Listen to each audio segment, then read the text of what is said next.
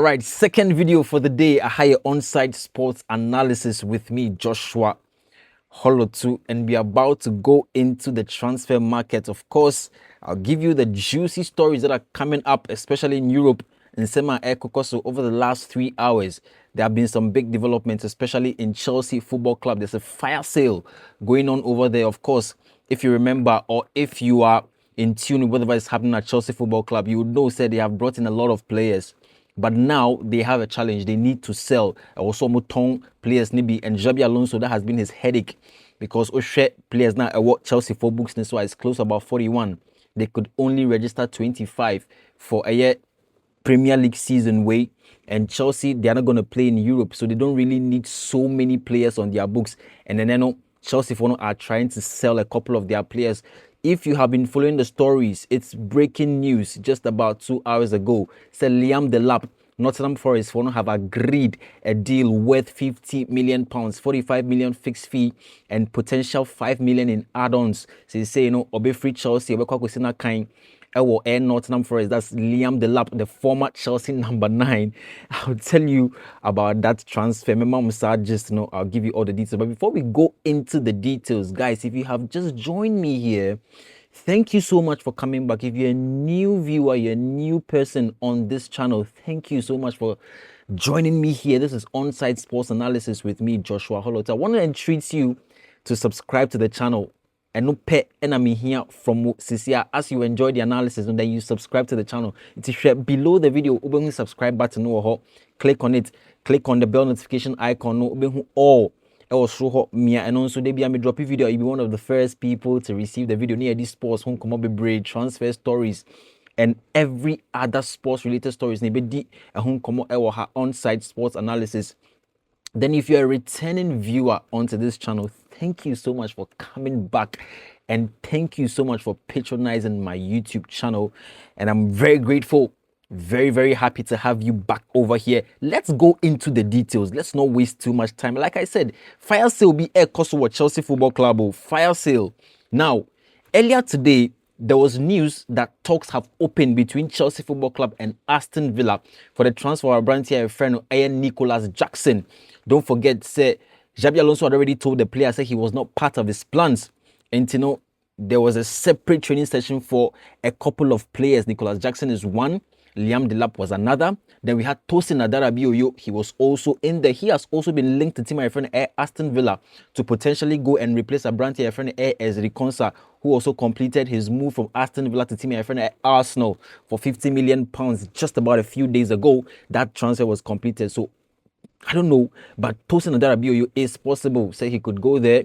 I mean, if Chelsea has been able to sell Liam Delap for £50 million, why can't we sell Tosin Adarabioyo? I have a lot of confidence so that deal can go through. But you see, Nicholas Jackson, I said it a couple of days ago that the player, when I watch him very carefully in the preseason, he played a certain role in that final game we went to play in, I think it was Malaysia.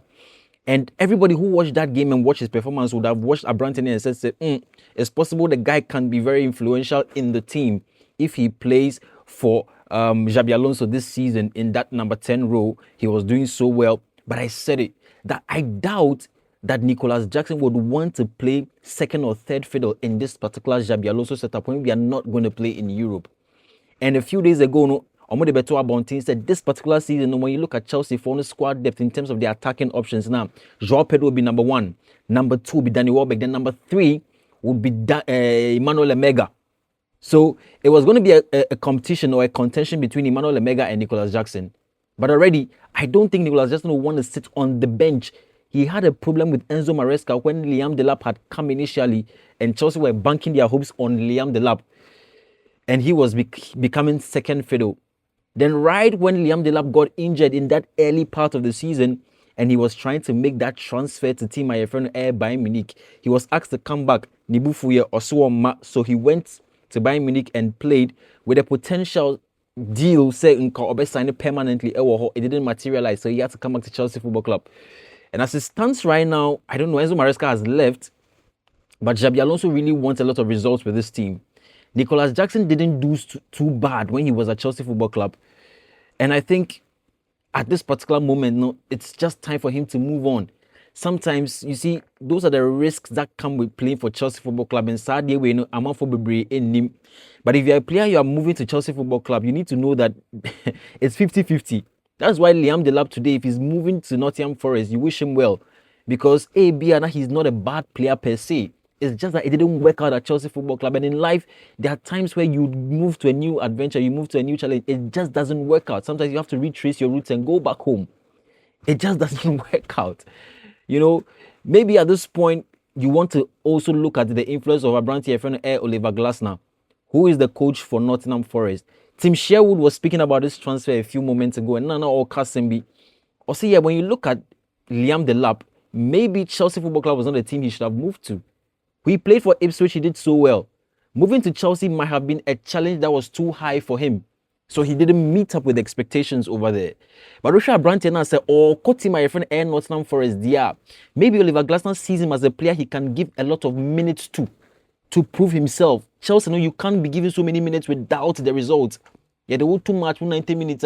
There's that, expectation, say, at least 1 or 2 goals.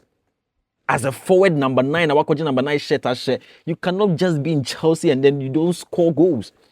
In today, be Nottingham Forest, there will be an allowance for him through Oliver Glasner to try and error, to be given the confidence, to be given the motivation to make mistakes and then find his feet. I only hope that time would give him that, allowance to be able to settle into that Nottingham Forest team, and then Oliver Glasner would give him that room to operate over there. As for the transfer fee, I don't think it's outrageous because Chelsea, they stuck to their guns that the player was not going to go for anything less than £50 million. And I think that is how smart they've been to add the £5 million to the 45 in add-ons. Now, Libya in Cambum, any £50 million.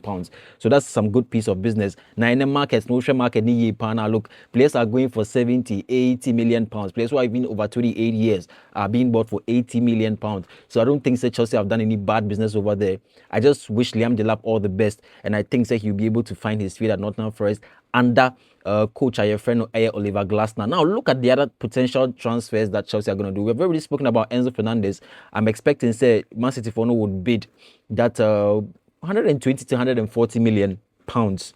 And then Chelsea may want to see if they can replace Abrantiano in that particular midfield role. Then I've already spoken about Tosin. Then Omari Kellyman, he was also one of the young guys up, and then he has completed his move, £5.2 million move from my friend at Chelsea Football Club or Kwakusinakai Ama Strasbourg. Now Strasbourg and Chelsea are sister clubs, so anytime you see the transfer business happen between the two, just know that there has been that kind of agreement between the Blue Co consortium, and they really want to make sure that players move into another direction so that they can balance their books. Most of the time, that is the kind of deals that Chelsea and Strasbourg area. Then McGee is also linked to Manchester City. So all of these players are linked with moves away from the club. And I think it's very important because that is what Chelsea needs to do right now. Guys, Martinelli, he could earn a potential $16.4 million annually if he signs to Al Hilal. And I think the motivation is there. Al Hilal are reposing a certain level of confidence in Abrantiano. And once he moves from Arsenal over there, he'll get regular playing time.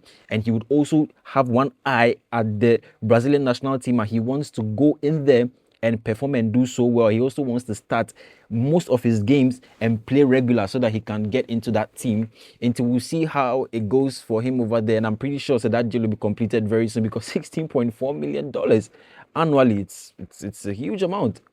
And I think Martinelli would want to do that, move over there, get some regular playing time, and it will be very good for him. Carlos Nkunku Baleba has signed for Team IFN and Manchester United. So it brings an end to the discussion of, when he was going to sign. There were quite some, controversial circumstances here and there. But finally, he has signed.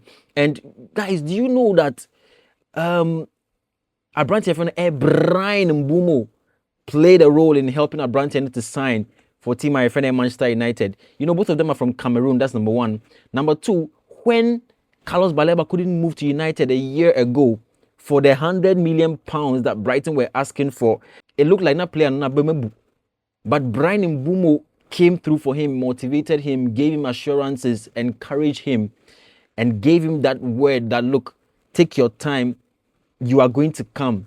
Things are going to work out. And I think those things have worked magic for Abrantiano friend Carlos Nkunku Baleba, who is going to come into Manchester United, Michael Carrick's team, and perhaps, help the team to be rescued in one form or the other.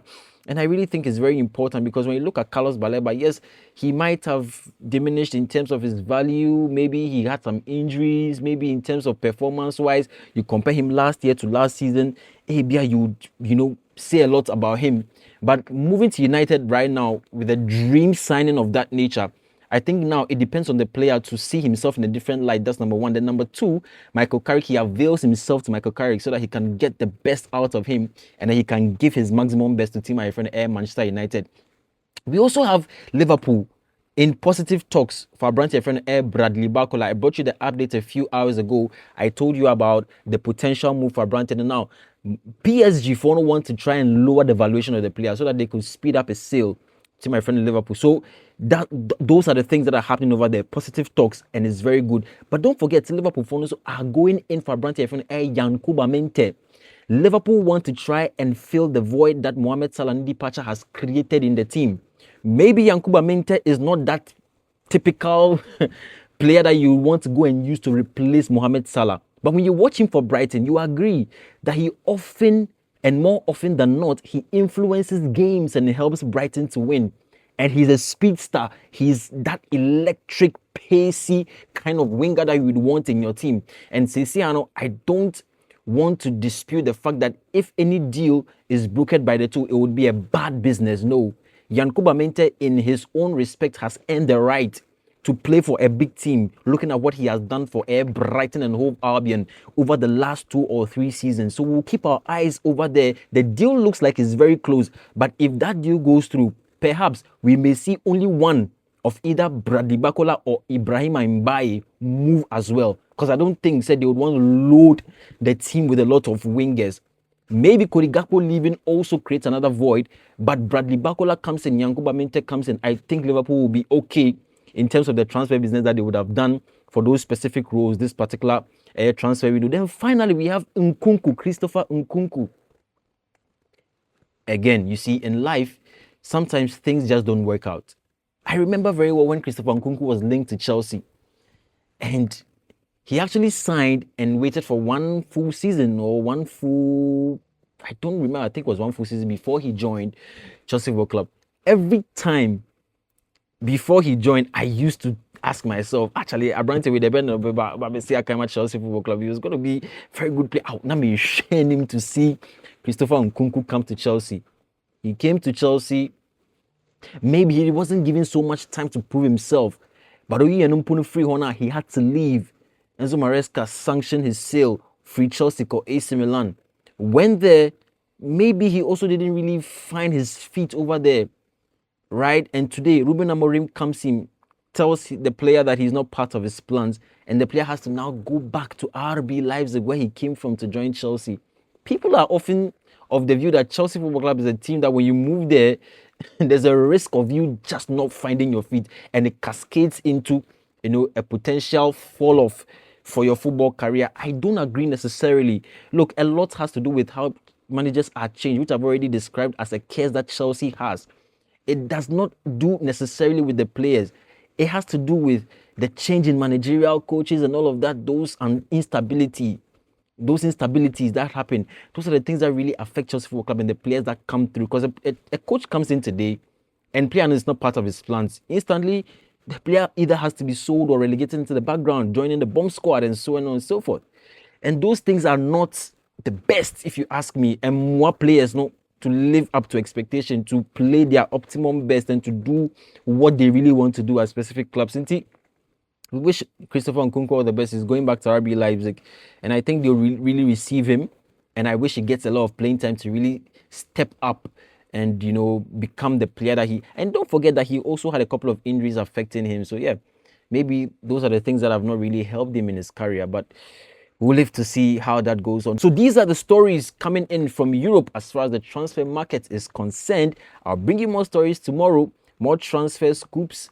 I'll bring you breakdowns. I'll bring you tactical analysis on the games that will be played, especially as we go into the weekend where there are so many games that are going to be played. And I'll bring you all of those updates. But before I go, please subscribe to the channel. turn on post notifications so that every time I drop a video, I'll be one of the first people to receive it. And until I come your way again, I'll see you in the next one.